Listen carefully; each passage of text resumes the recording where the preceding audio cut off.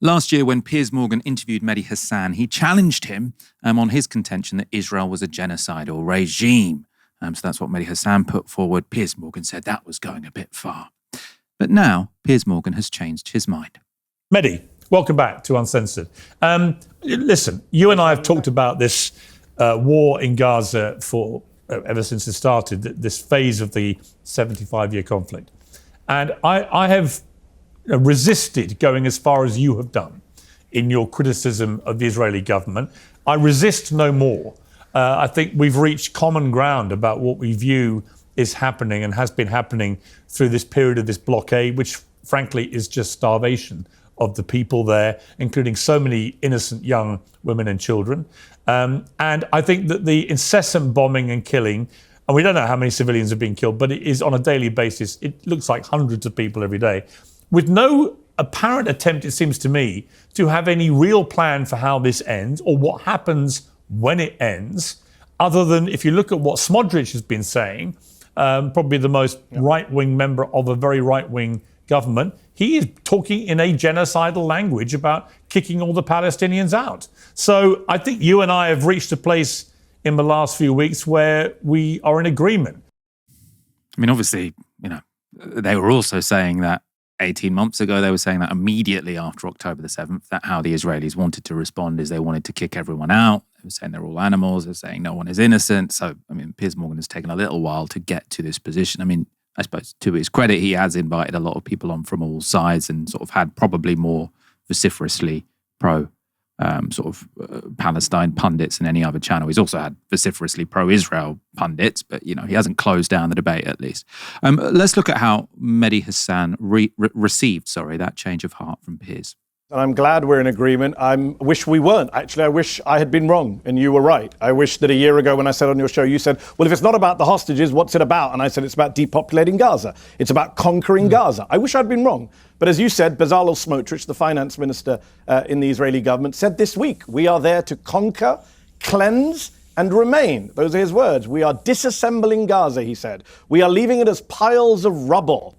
He says, we're doing something that no one's done in the world before. He bragged out loud, and he said, yes, the Gazans will have to leave. So all of those things are stuff some of us were saying last year. I wish we hadn't been vindicated in this horrific way. The killing is ongoing. The starvation is ongoing.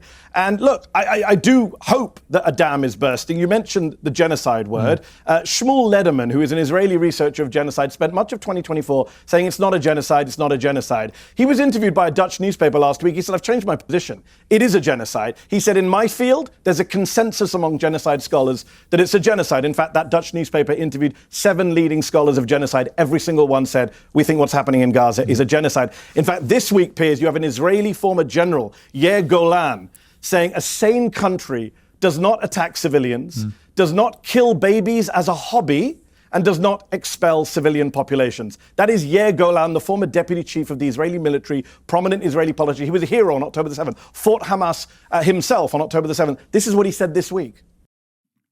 Aaron, I want your take on this. I think Mehdi sort of talked there about a dam having burst. People who beforehand were sort of giving Israel the benefit of the doubt when they definitely didn't deserve it, now sort of saying, okay, fine, now it's clear enough. Does that matter? I don't know, Michael. I don't know. In terms of what was said by Smotrich about depopulating Gaza and people never living there again, or Gazans never living there again, maybe it stops it. I don't know. In terms of a greater Israel project, it perhaps helps. It probably has implications with regards to how Israel conducts itself in the West Bank over the next 6 months. But until, we can agree, we can say, yeah, it's genocide, yes, it's ethnic cleansing.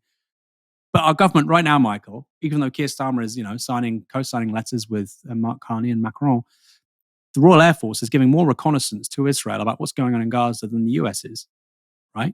Where, as Matt Kennard so expertly has talked about, we are sending so many recon planes over from Cyprus into Gaza, only a 45-minute flight, and we are giving them a ton of information and data.